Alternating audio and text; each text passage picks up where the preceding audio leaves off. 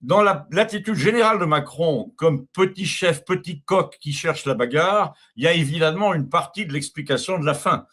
La bagarre, il va forcément la trouver, il va la trouver à titre personnel. Et ça, c'est ce que j'ai toujours fait annoncer à mon devin Léon. Je crois fortement que Macron va être chargé par les autres de son camp de tous les péchés, et il va prendre en quelque sorte pour tout le monde.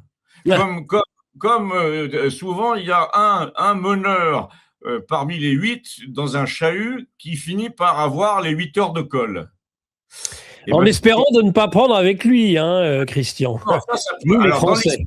Dans l'esprit de Léon, je vous rappelle, il y a 6 ou 8 mois qu'il en parle, il dit il n'est pas exclu que les usines Dassault reçoivent un pruneau. Ah. Là, maintenant, il pense que ça ne se fera pas parce qu'il y a 2 autres vecteurs de scud. Le premier, c'est un scud moral parce que son passé moralement est tellement accablant qu'on peut probablement l'annihiler pour ces raisons-là. Quand je parle de lui, je parle évidemment de son entourage, et là, on n'a pas besoin de faire des précisions supplémentaires.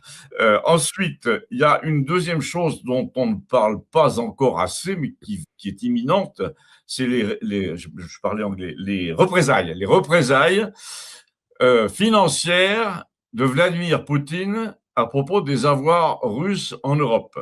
Oui.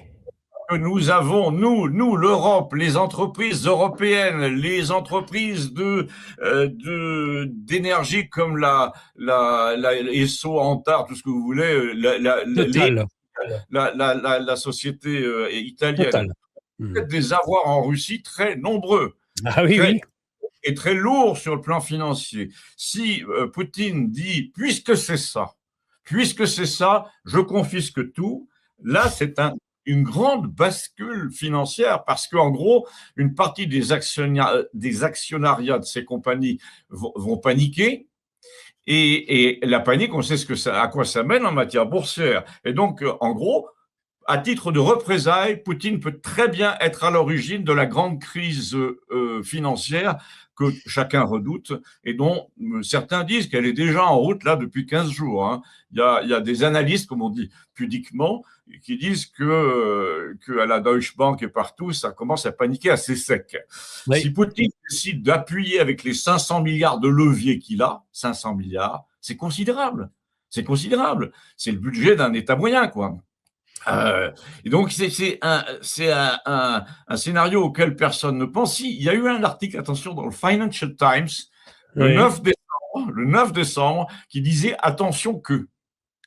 Donc, c'est un risque majeur qui est très sous-estimé parce que c'est un peu aussi pour la presse le principe, de même qu'il y a des wishful thinking, il y a des pensées auxquelles on ne s'autorise pas parce que sans ça, on fait venir le diable. Et là, en l'occurrence, la crise financière provoquée par Poutine est un argument qui est très peu cité. Il peut l'être dans les 10 prochains jours. Alors, déjà, là, on a une vision géopolitique avec les conséquences de l'attaque des drones, de l'attaque terroriste. On a une conséquence économique, donc une perspective économique, une perspective politique aussi, peut-être. Christian, qu'est-ce qui pourrait bien arriver au couple au magnifique couple Macron qui nous dirige? Très honnêtement, j'ai suivi tous les épisodes du feuilleton Candace, oui. Avant, quand elle parlait de Brigitte, mais aussi après, quand elle parlait de l'attentat de Charlie Kirk. Visiblement, elle veut réunir les deux, ce qui me paraît un peu acrobatique, mais peu importe, on ne sait jamais. En tout cas, il est certain que sur le plan politique, par le biais de Candace Owens, Trump détient tout de même une clé très puissante. On ne sait pas trop ce qu'elle ouvre, mais c'est une clé importante. Et c'est pas sans conséquence. Et il a effectivement un dossier. Alors, ce que je pense, je vous ai dit, c'est que Trump va museler la Candace Owens à propos de toutes les années CIA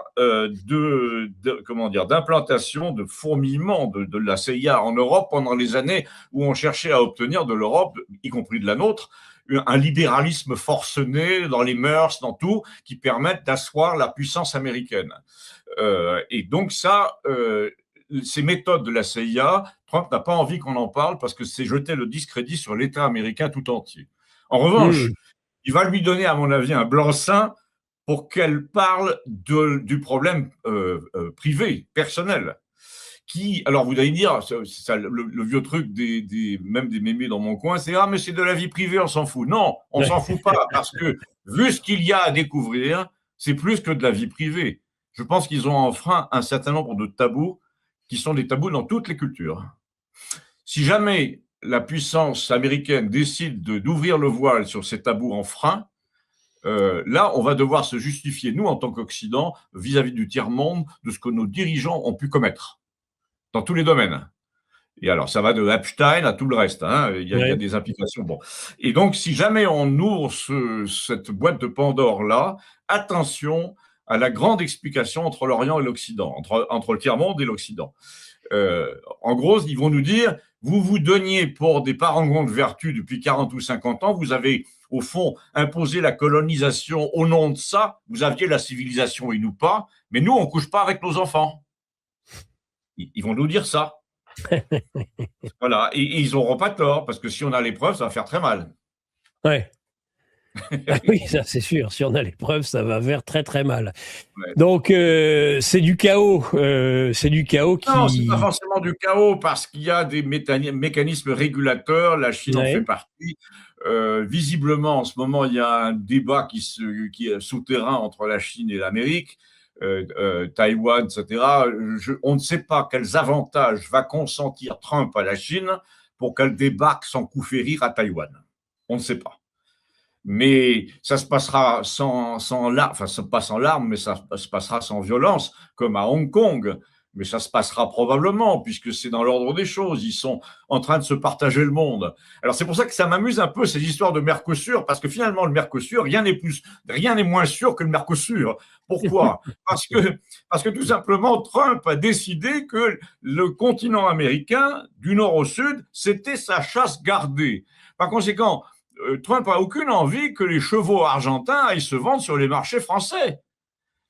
Au dernier moment, Trump va dire à Lula, t'es bien gentil, mais moi, tu ne m'as pas consulté. Moi, je décide que non. Et le Mercosur n'aura pas lieu. De toute façon, en plus, il a du plomb dans l'aile aussi pour des raisons de résistance de notre côté. Mais les Américains ont l'habitude de manger du bœuf aux hormones, hein, mais qui continuent.